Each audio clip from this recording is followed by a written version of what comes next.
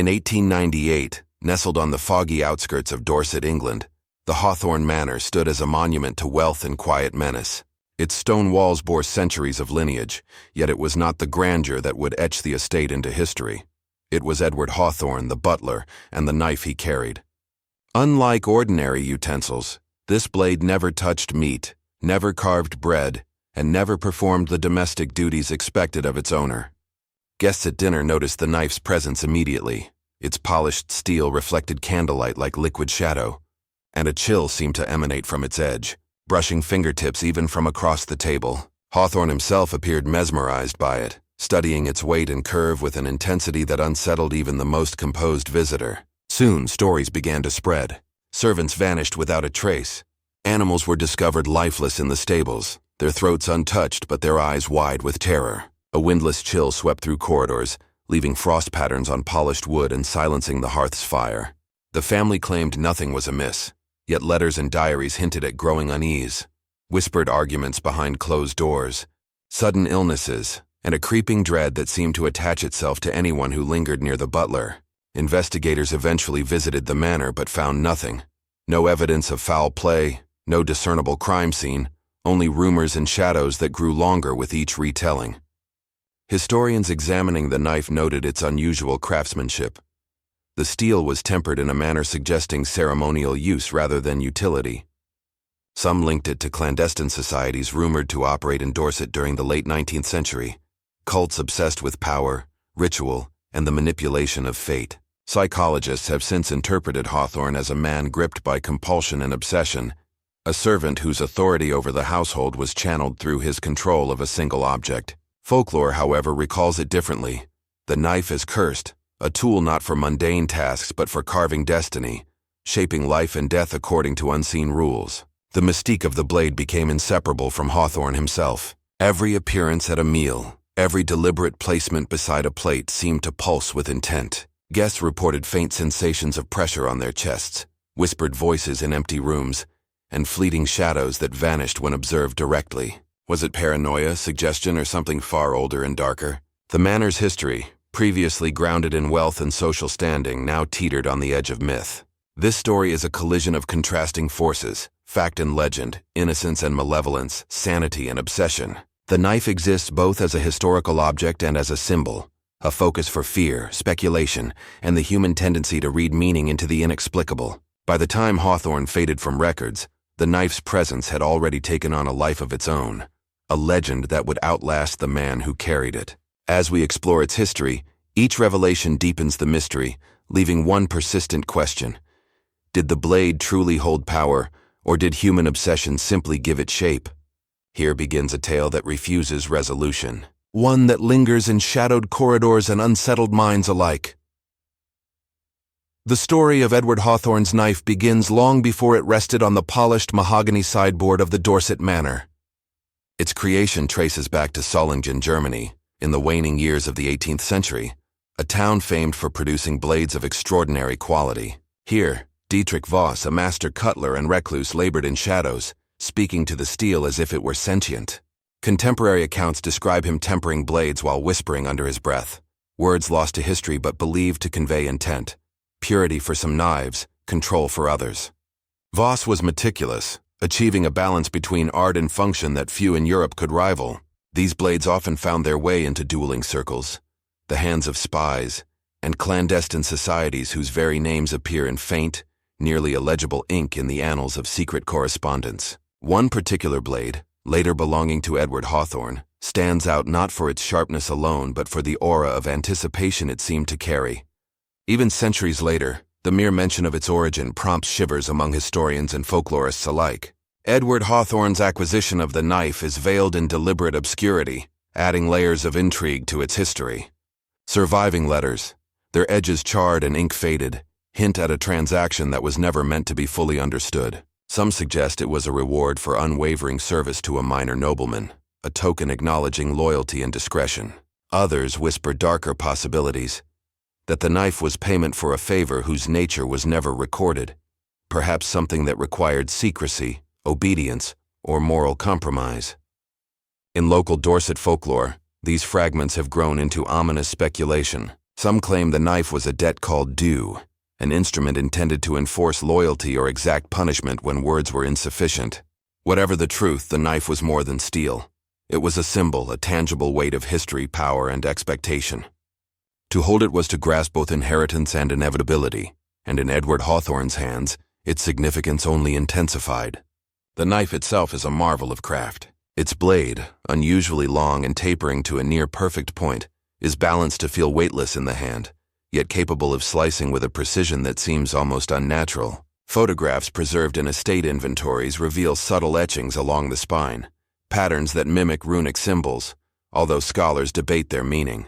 Were they decorative flourishes, marks of ownership, or encoded instructions for ritual use? Historians lean toward ornamentation consistent with late 18th century German cutlery, yet folklorists interpret these etchings as far more sinister.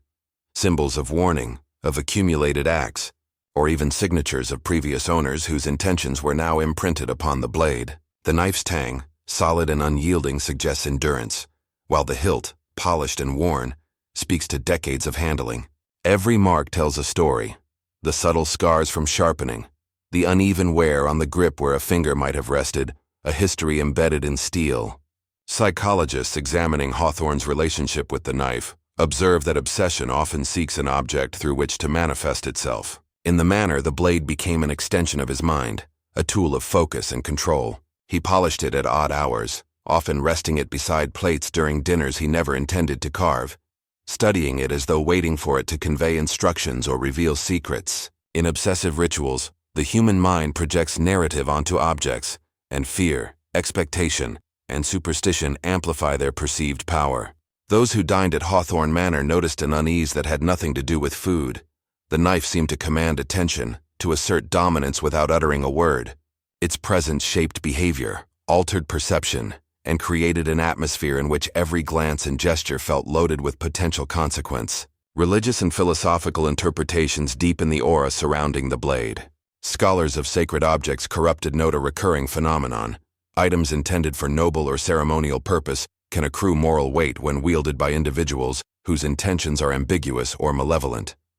In Hawthorne's case, the knife was not merely a cutting instrument. It was a vessel for intention and consequence, its moral charge amplified by centuries of legend and the mystery of its transmission. When combined with Hawthorne's meticulous care and psychological investment, the blade transformed into a potent symbol, an object that carried narrative, expectation, and fear as tangible properties. Every polished surface, every reflection of light, seemed to whisper both caution and prophecy. Tracing similar blades across Europe reveals a pattern. Knives with precise balance, intricate etchings, and documented presence in duels or clandestine missions rarely remained neutral. Their owners often reported them as instruments of power, whether in espionage, ceremonial acts, or conflict. By the time Edward Hawthorne held his knife, it was more than a tool. It was a repository of human drama, of actions taken in secret, and of decisions that affected lives in silence. Its presence within the manor created an almost predestined narrative, where fear and expectation could shape reality itself. Observers often spoke of the weight of the knife before any action occurred, demonstrating how anticipation can be as potent as the act itself. The blade's journey into Hawthorne's possession also intersects with the shadowed networks of European secret societies. Documentation from early 19th century espionage logs references knives of Solingen make delivered across borders to agents tasked with assassination or intelligence gathering. Though Hawthorne's knife is never explicitly mentioned, stylistic analysis and correspondence imply that it could have originated within such a network. Objects of this kind were designed not only for functionality, but for psychological influence, their symbolic presence capable of shaping the behavior of both wielder and witness. This connection suggests that the knife's power, as experienced in Dorset, was a product of both its craftsmanship and the centuries of use and legend preceding it. Historians also note the knife's proximity to pivotal moments in Hawthorne Manor's early history. Records from estate inventories show that it was handled with unusual care compared to other cutlery. Its sheath polished, its storage location central, almost ceremonial. Servants recorded unease when handling it, describing it as cold, heavier than it appeared, and unsettling to the touch. Such observations align with psychological studies of objects perceived to carry agency. Human beings are conditioned to project significance onto items that already carry narrative weight. The knife's history, design, and the atmosphere surrounding it combine to create a self-reinforcing perception of threat, mystery, and inevitability. In examining the knife's origins, one observes the convergence of material culture, human psychology, and myth-making. The blade embodies centuries of craftsmanship, espionage, ritual, and superstition. Its journey from Solingen to Dorset, through uncertain hands and secretive transactions, made it more than a tool. It became a symbol of power, fear, and potential consequence. Edward Hawthorne's care for the knife, his obsessive attention and ritualized behavior, amplified its significance, turning a finely balanced blade into a narrative anchor around which the life of the manor would revolve. By the time any harm occurred, the knife had already shaped expectations, influenced perception, and conditioned fear. It illustrates a profound truth. Objects are not inert. They carry the weight of history, intention, and imagination, and in the hands of the psychologically predisposed, they can catalyze reality itself. The arrival of Edward Hawthorne at the Dorset Manor marked the beginning of an uneasy transformation, subtle at first, then increasingly conspicuous. In the weeks after his employment, servants began noticing peculiarities that seemed trivial alone, but collectively hinted at something amiss. Footsteps echoed through hallways that should have been silent. Shadows lingered longer than natural light allowed, and the manor's dogs, the usually boisterous and loyal spaniels, grew skittish, growling at corners that appeared empty. The first significant incident occurred when the master of the house's prize spaniel was found lifeless in its basket, its body undisturbed and unmarked. There were no scratches, no signs of disease, and yet it was dead. The household veterinarian, called in to examine the corpse, could find no explanation. Some suggested poisoning, but tests on food, water, and bedding proved inconclusive. Whispers among the servants suggested the knife Hawthorne carried, resting innocuously on the sideboard, may have been more than ornamental. Within days, further anomalies emerged. Portraits of long-dead ancestors hung in the East Wing's gallery were found slashed. The canvas itself remained intact, but the frames bore deep, precise cuts from the inside, as if the act had originated from the very walls. The local carpenter who inspected the damage noted it could not have been done from outside the frame, without significant effort and specialized knowledge. Yet no tools were found, no fingerprints, nothing to indicate human interference. The blade, Hawthorne's ever-present companion, was noticed by multiple staff to be unusually shiny, polished at odd hours, as though watched over with almost religious devotion. These minor events contributed to a rising unease, slowly shifting the household's perception of the knife from mere object to active agent. Eyewitness accounts of these early incidents were strikingly inconsistent. Some servants swore they saw Hawthorne moving silently through the halls at night, knife in hand, pausing at doors before retreating without incident. Others denied any unusual activity, claiming the man was simply diligent and private, and that the knife's ominous reputation was a projection of nervous imaginations. Psychologists reviewing similar cases emphasize the human tendency to externalize anxiety onto objects. A person's fears, once anchored to a physical item, gain apparent legitimacy. A knife, in particular, becomes a conduit for projection because of its inherent association with violence and control. In a household already steeped in hierarchy and ritual, the appearance of an object that seemed simultaneously ceremonial and threatening created fertile ground for psychological contagion. The first recorded confrontation involving Hawthorne and the knife occurred when the housekeeper found the silverware drawer open at 2 a.m., its contents scattered. The blade was missing from its sideboard resting place. She claimed to see it lying on the dining table later, positioned perfectly beside a plate, though no meal had been served. When she questioned Hawthorne the next morning, he offered only a calm, measured explanation. The knife was inspected nightly, and he often moved it for balance or study. Yet the manner in which he spoke, deliberate and unhurried, heightened rather than alleviated the housekeeper's anxiety. Psychological studies suggest that obsessive behavior around a singular object can communicate unintentional authority. The observer interprets ritualized attention as evidence of purpose, often sinister. In this way, Hawthorne's careful handling reinforced the idea that the knife itself dictated events, even before a crime occurred. Folklore among servants and villagers quickly developed around these early incidents. Rumors circulated that the blade was cursed, imbued with the intent of previous owners, or capable of influencing its environment without physical contact. In some accounts, the knife was said to emit a faint hum in the night, a sound detected only by those who feared it most. Others insisted the tip occasionally glimmered with an unnatural sheen under candlelight, as if anticipating its next use. Local superstition, influenced by centuries of tales about haunted objects and cursed relics, framed these observations as proof of malevolent power. The knife became a harbinger, a symbol of impending misfortune whose presence alone could induce tension and fear. Despite the folklore, rational explanations were considered. The deceased spaniel could have succumbed to undetected illness. Portraits may have been damaged by age, humidity, or structural shifts in the manor. Shadows and sounds were attributed to settling timber and drafts common in estates of that age. However, the convergence of unexplained deaths, precise destruction, and the omnipresent knife challenged simple reasoning. The rationalist view could not account for the pattern. No other object elicited similar fear, and no comparable events occurred elsewhere in the house. Even trained investigators later noted the psychological impact of the knife on staff: heightened awareness, insomnia, and a growing attribution of accidents to its influence. The knife's role as a nexus of terror was reinforced during communal meals. Guests noted the blade's placement beside Hawthorne's own plate, its edge reflecting the flickering candlelight. Subtle interactions, Hawthorne's hand hovering over it, the careful polish performed before and after meals, amplified collective unease.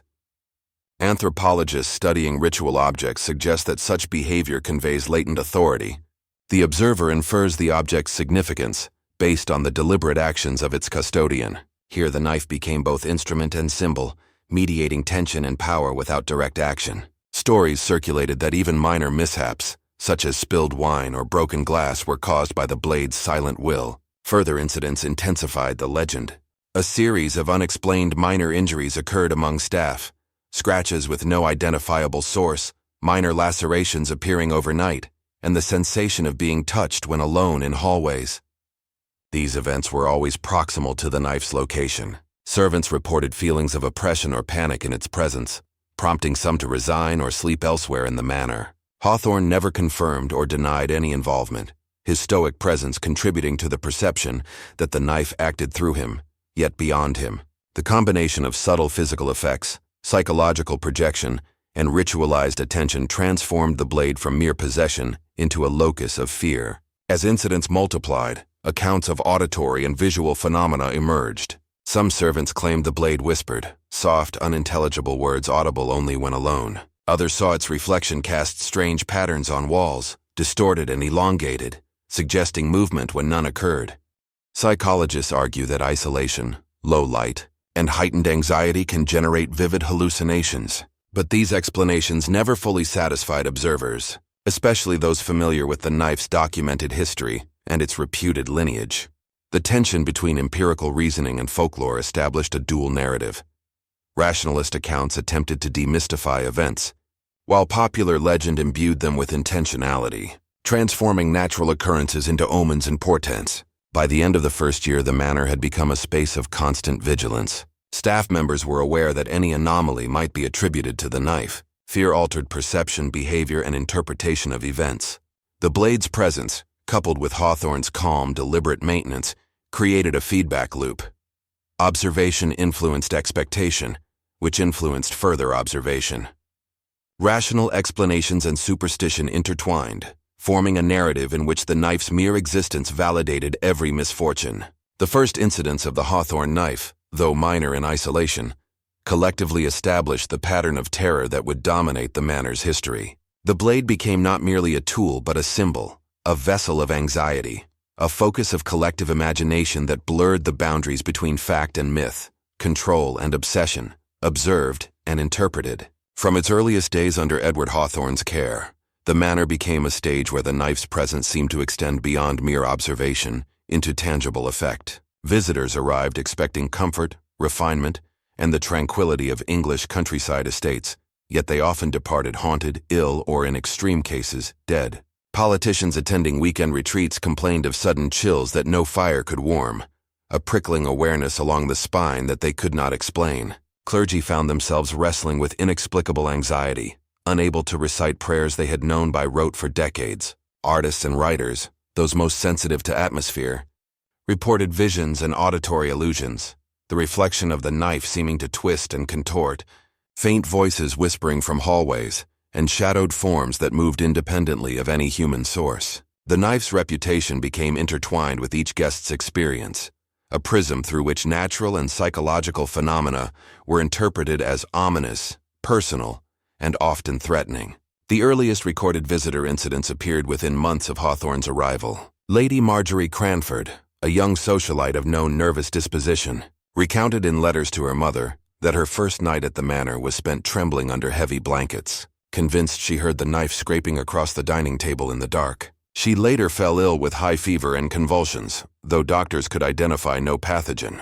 Though medically explainable as a viral infection, Lady Cranford's journals linked her symptoms directly to the presence of the blade, noting, "The knife watched me, and my body answered in fear."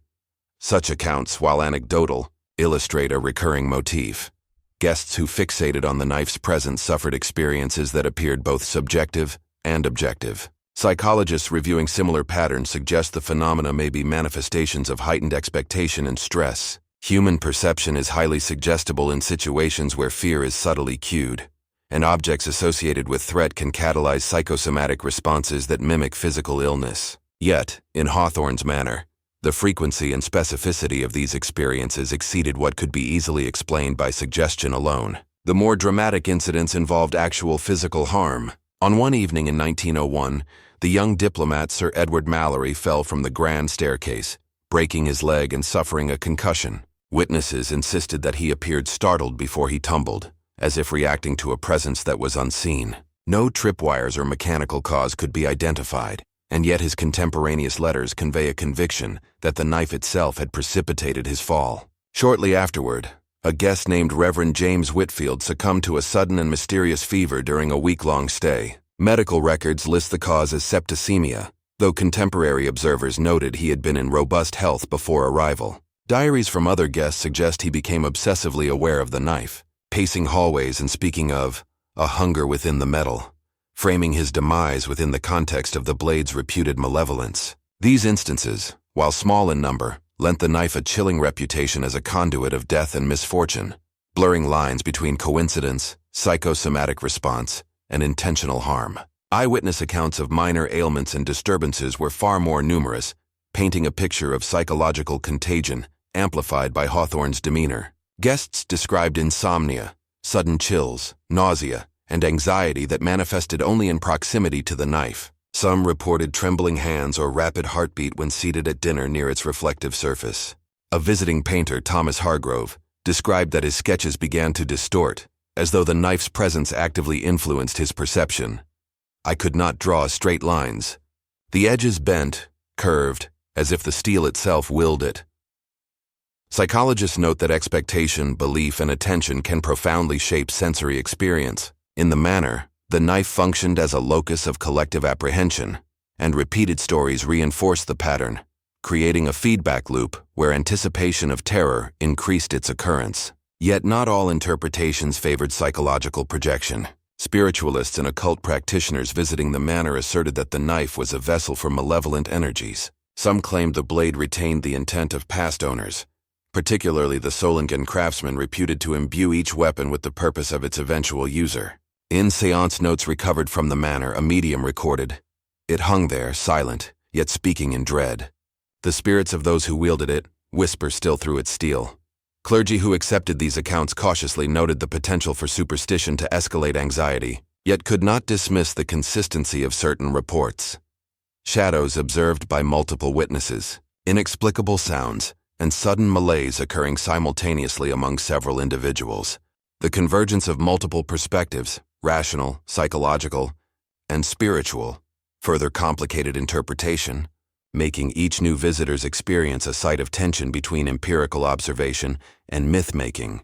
The manor's records also reveal a pattern of clustering around certain events. Guests attending formal dinners reported more pronounced symptoms than those merely passing through. This suggests the blade's symbolic significance was amplified by ceremonial circumstances, particularly those invoking hierarchy, ritual, or formality. Social psychologists studying the effects of symbolic objects note that items associated with authority or threat can generate intense psychosomatic responses. In this manner, the knife's placement at the head of the table and the deliberate attention paid by Hawthorne likely enhanced its perceived potency. The rituals of dining, coupled with the cultural weight of aristocratic expectation, provided fertile ground for the intensification of fear and suggestion. In addition to illness, visitors frequently described subtle environmental changes during their stays. Rooms felt colder, drafts appeared where none should exist, and the air occasionally carried a metallic scent, reminiscent of blood.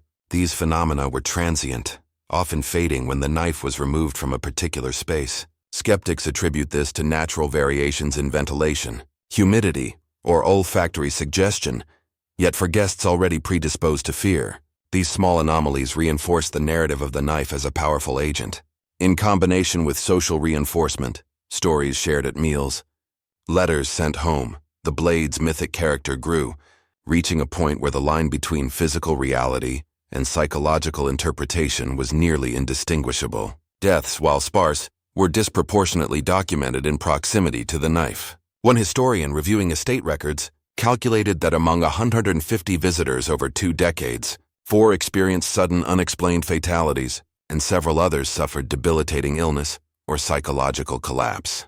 Medical explanations remain speculative. Coincidence, undetected pathogens, or stress-induced crises are plausible, yet the cultural memory of these events emphasizes a pattern, framing the knife as a focal point for fear, misfortune, and potential malevolence.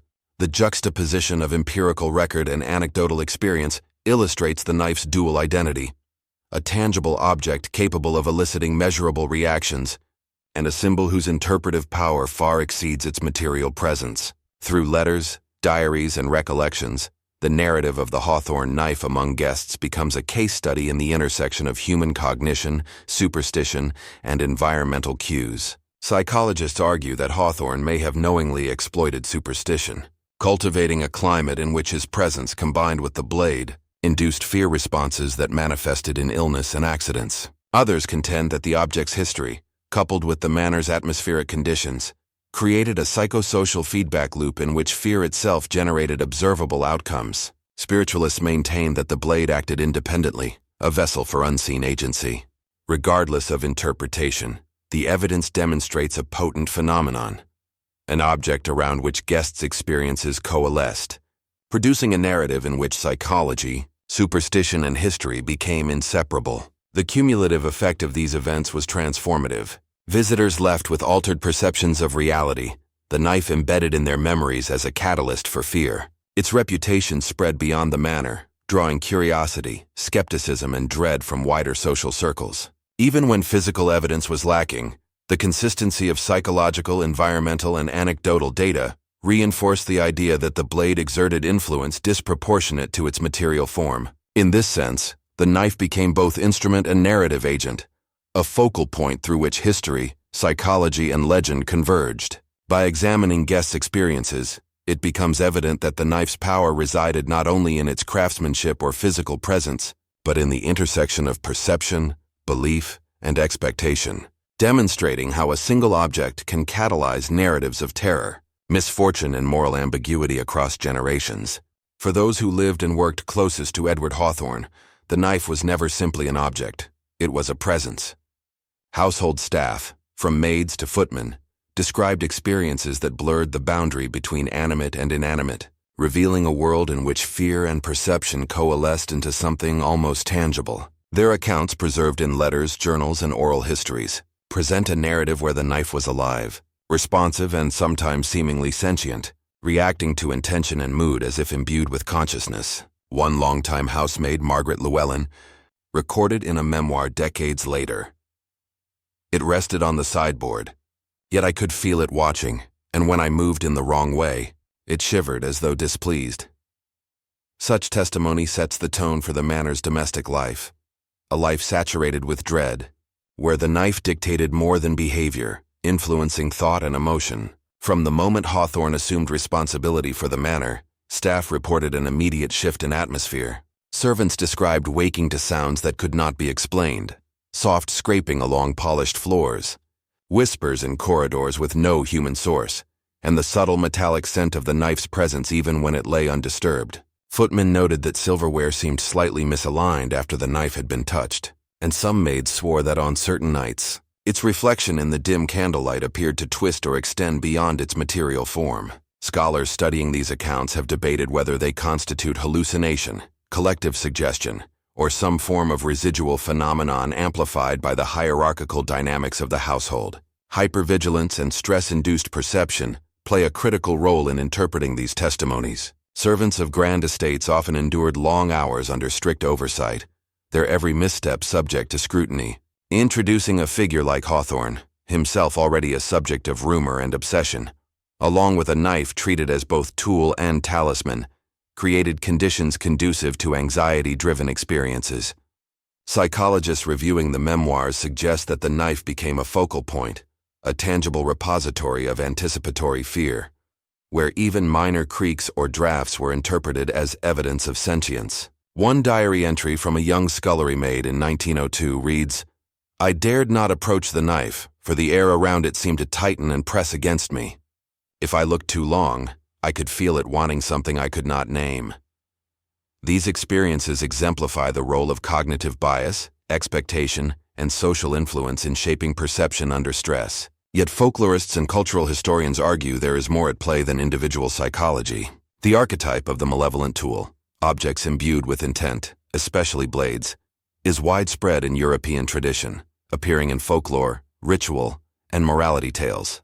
The Hawthorne knife fits this narrative perfectly, echoing stories of cursed swords, haunted knives, and implements that punish misdeeds or embody familial guilt. For servants raised within oral cultures that emphasized caution and respect for power, the knife's presence may have activated deeply rooted narrative frameworks, translating fear into observable events. A footman's account from 1903 recalls, "I swear it leapt slightly when the master's temper rose, though no hand touched it. I dared not speak, for the air thickened like lead."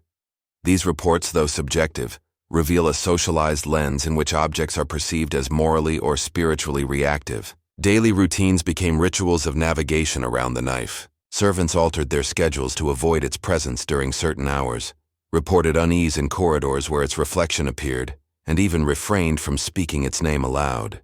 Margaret Llewellyn noted that silence in the dining hall was mandatory whenever the knife was displayed.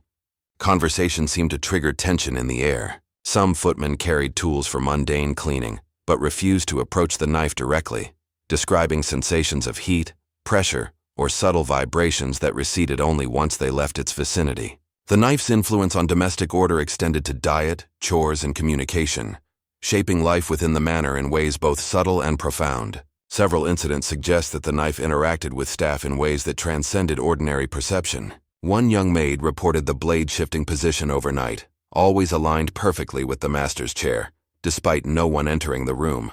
Another account describes a line of copper-plated knives on the sideboard reacting to the Hawthorne knife.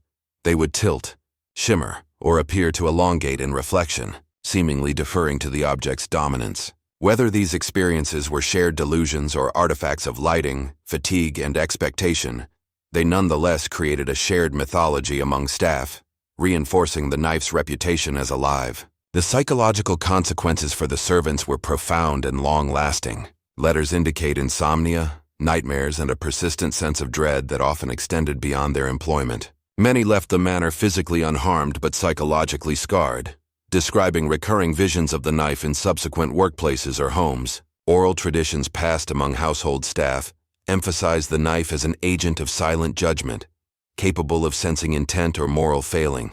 One retired housemaid wrote in 1935, "I dream of it still. It does not move, yet I know when it is displeased." Such reflections underscore the capacity for fear and suggestion to persist across decades, shaping memory and narrative. Religious interpretations also colored staff perceptions. Some servants framed the knife as a conduit for divine or diabolical will, attributing its influence to moral lesson rather than mechanical action. The manor's strict hierarchy and the presence of clergy among guests likely reinforced this framing, lending the knife an aura of moral and spiritual authority. Staff recounted that Hawthorne rarely explained its presence, allowing speculation to fill the void, a psychological tactic that amplified obedience, fear, and myth. In effect, the knife became a silent instructor, its lessons delivered through perception rather than spoken word. The interplay between psychological, social, and cultural factors created an environment in which the knife's influence was felt universally within the manor. Its presence transcended utility, becoming both an object and a narrative agent, a focal point for fear, authority, and silent judgment. Staff interactions with the knife reveal how human cognition can convert material objects into symbols of dread, shaping lived experience and embedding itself into communal memory. The testimony of servants, hypervigilant, fearful, and observant, offers a rare window into how a single object can generate multi-layered, long-lasting psychological and cultural effects. Through letters, memoirs, and oral histories, this section reconstructs the domestic life of the manor, emphasizing how fear can become generational, infecting memory, and shaping narrative. The knife's agency, whether real, perceived, or mythologized, illustrates the potent interplay of psychology, folklore, and authority, revealing a household where the line between object and omen, tool and terror, becomes almost impossible to discern. By examining the servants' accounts, we see the knife not just as a weapon, but as a repository of collective dread, a silent judge whose reach extended into every corner of the manor. The legend of Edward Hawthorne and his infamous knife did not end with his death. If anything, it multiplied, thriving in the spaces between fact and folklore, reason and terror. Over decades, the blade accrued a mythos as potent as the stories told about it. To some, it was a murder weapon that never needed to act, a silent harbinger whose mere presence dictated events within the manor. To others, it was a projection, a psychological mirror reflecting the fears and anxieties of a household bound by hierarchy and secrecy. Its reputation spread, carried by letters, newspaper clippings, and oral tradition, until the knife existed in a space removed from its material reality, a symbol, an idea, and a cautionary tale all at once. Historians and folklorists have traced its lineage, piecing together fragments of Hawthorne's life and the knife's previous ownership.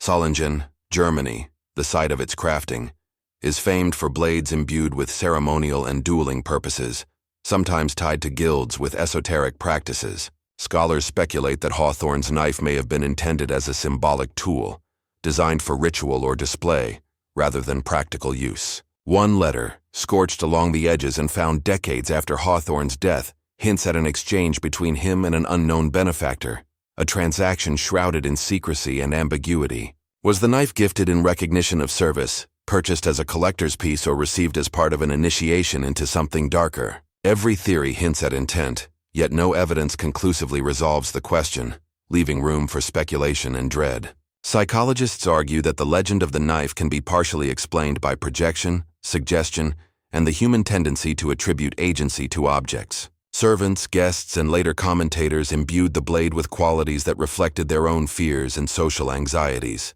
A footman writing decades later recalled that the knife seemed to judge behavior, moving subtly in reflection as though expressing disapproval. Cognitive studies support this perception.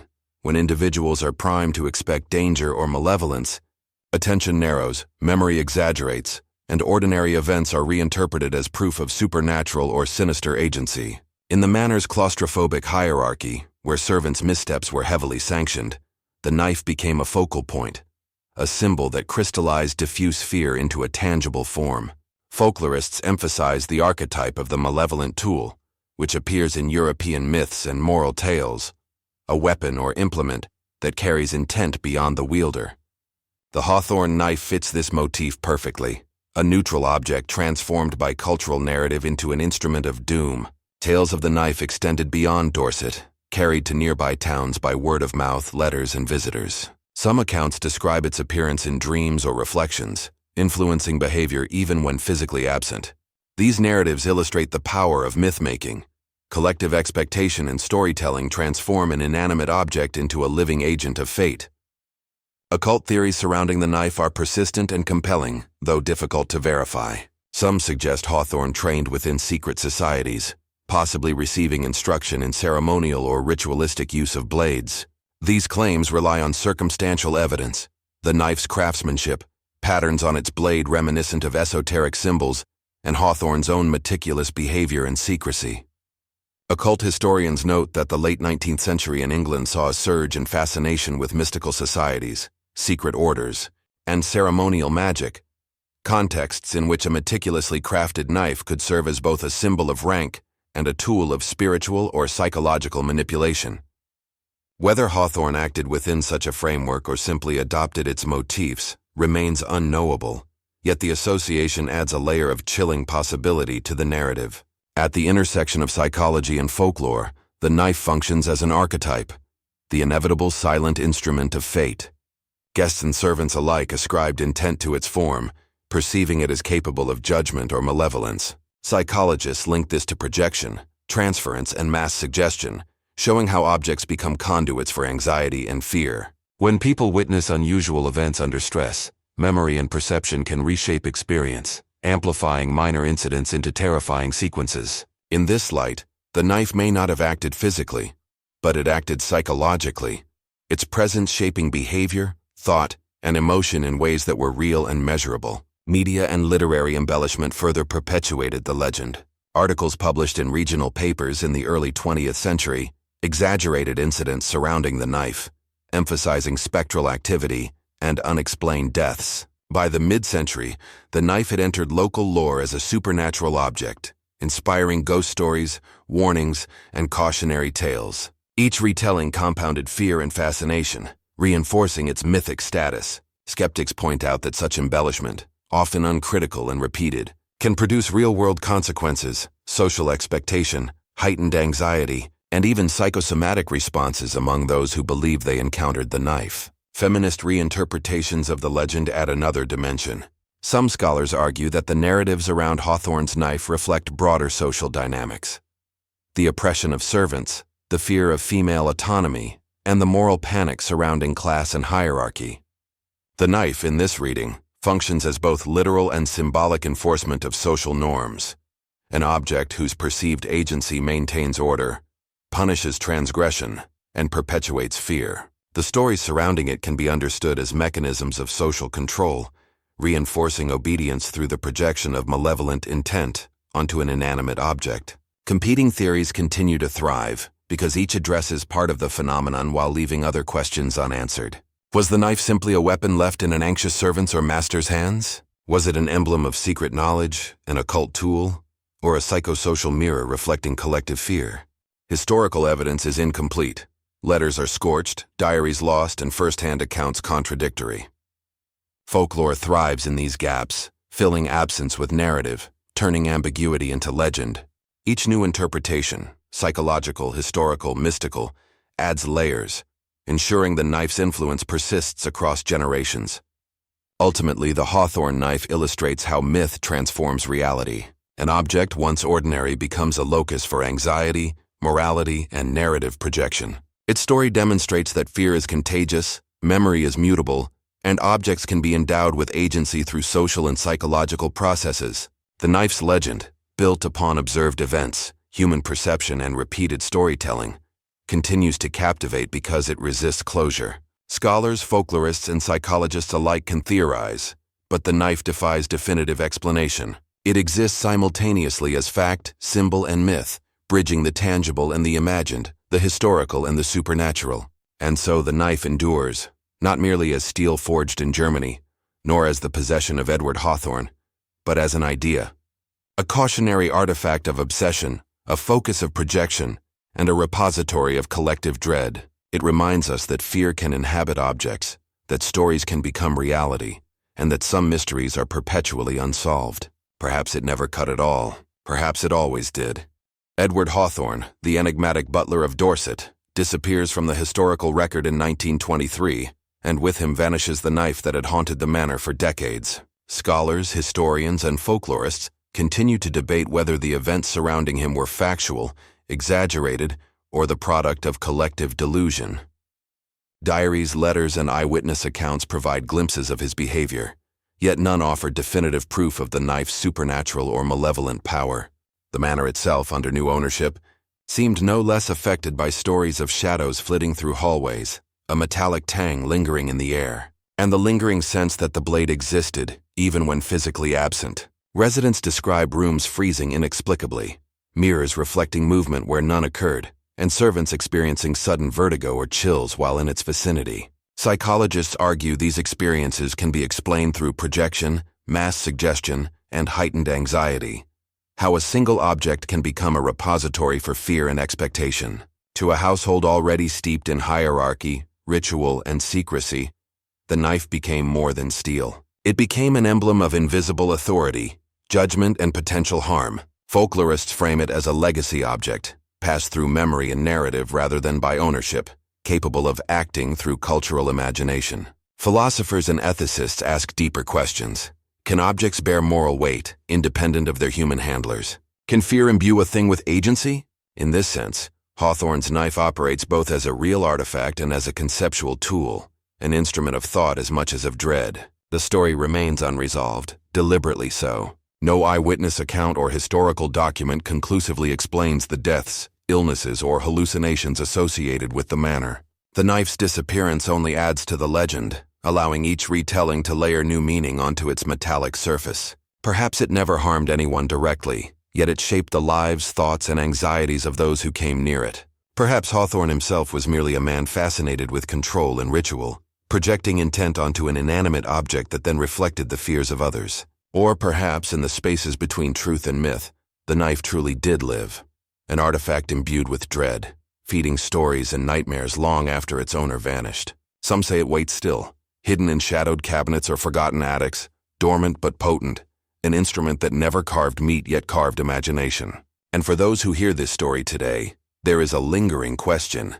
Are some objects merely tools, or do they inhabit memory, myth, and human consciousness in ways that outlast their physical existence? The silence of the blade, its refusal to act yet constant presence in narrative, reminds us that fear can be as deadly as any edge, and that stories, like knives, can cut through time.